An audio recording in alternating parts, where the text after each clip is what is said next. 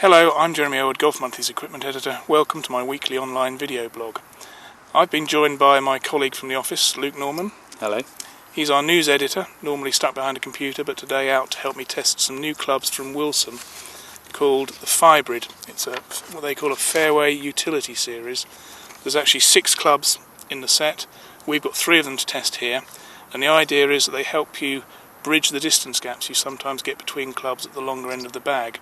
So Luke, do you feel you have a bit of a gap between your 3-wood and your utility? Yeah, I do, Jeremy. I feel there's about a 30-40 yard distance that I can't nail. So what would you do if you were trying to cover that yardage? I'd probably choke back on a 3-wood normally, or really try and give it some with the 5-wood. Okay, well the FYbrid series has a club just to bridge that gap. It's called the Fairway Bridge, and we're going to give it a good try now.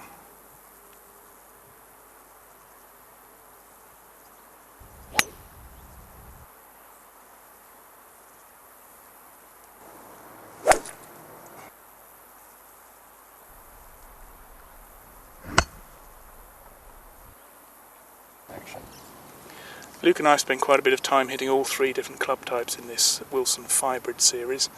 I've spent quite a lot of time with the Fairway Bridge club.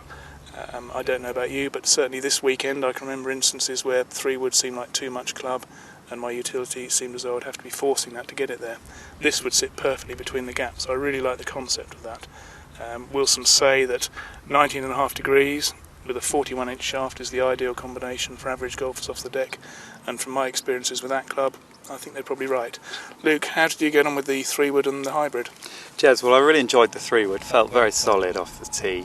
Gave me a lot of confidence. Good, nice looking club, classical head shape. Nice flight you got with it as well. Yeah, strong high flight, and I felt very confident. Felt like I could manoeuvre the ball as well with that. As for the utility, it was strong out the rough. I was hitting out a pretty deep rough at times, and I found the short shaft quite easy to control.